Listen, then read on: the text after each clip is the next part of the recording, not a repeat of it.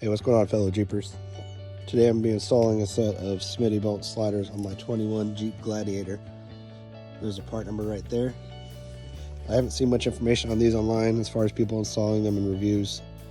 I can tell you that out of the box, these are about 175 pounds. So I'm going to open up the box and kind of briefly go through the instructions. I've seen some bad reviews from the instructions that they're not very clear. But I'm going to get these on installed and I'll give you a quick review of the process. Alright, here we go. Opening up the box. So far, it looks like these survived the trip. Most of the styrofoam looks like it stayed intact. So I'm going to get these out of the box and do a quick look at them and see what we got. So these sliders steps do come with a small strip of metal that's supposed to attach to the pinch seam. These were wrapped in bubble wrap. We're at the bottom of the box. I pull them out, I'm going to find this at the end.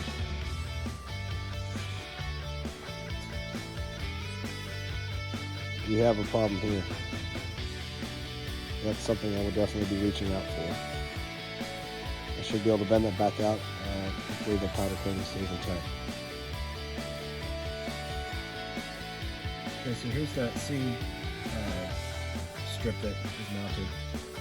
It mounts to pre-existing holes that you have in the pinch seam. I do have to adjust for my fenders. I have metal coat fenders. And that's going to cause that to stick out just a little bit in the front. So again, I don't know how important these are, if they're just for looks. I may pull them back off later. Alright, so what I'm running in here to, it wants me to remove the 18mm bolt for the body mount. And I'm hesitant to do that because it's about 30 degrees outside and I know I have a history of breaking. But I wanted to see what it looked like up against the Jeep. So I have it mocked up right now. And right now, I'm not sure how I'm feeling about how far these stick out. It'll do a good job of keeping the rocks off the Jeep, but it just seems like a lot of leverage sticking out. But I was able to confirm that you do not need to move the center body mount bolt. And I'll show you that right here in a second.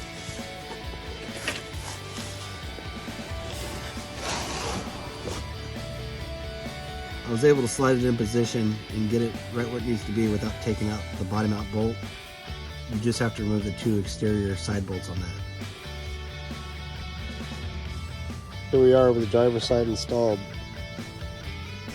So a couple things I wanted to mention is how far they stick out. Like we talked about. My wheels are 12.5 inches. The tires with the -6 offset on the standard sport axles. And it's about flush with that, so if you have a Rubicon or the max toe, it's going to stick out a little farther. And then as far as the install goes, it is not mentioned in the instructions, but these little spacers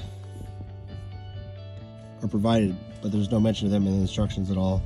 So I will be reaching out to Smittybilt on that to see if they're needed or if they're for just adjustment purposes. Alright, so under the Jeep, that nutsert goes inside the frame rail. There's a large opening behind this plate that you can drop it in to get these two bolts put in. And then there's a bolt up here on the side of the frame that is secured with this flag nut that sticks into the frame. I'm not sure how I feel about that. There's no mention of cutting that off. Doing so is going to basically make that impossible to get that out of there if I ever want to take these off. So I'm unsure about what to do with those. And then moving on down, I did not have to remove the body mount bolt, just undo the two side bolts and the whole bracket will fit around the body mount. And then on the back, there's a U-bolt that goes through there. I'm still messing with that a little bit, trying to get that last lock washer on there. But otherwise, that's it.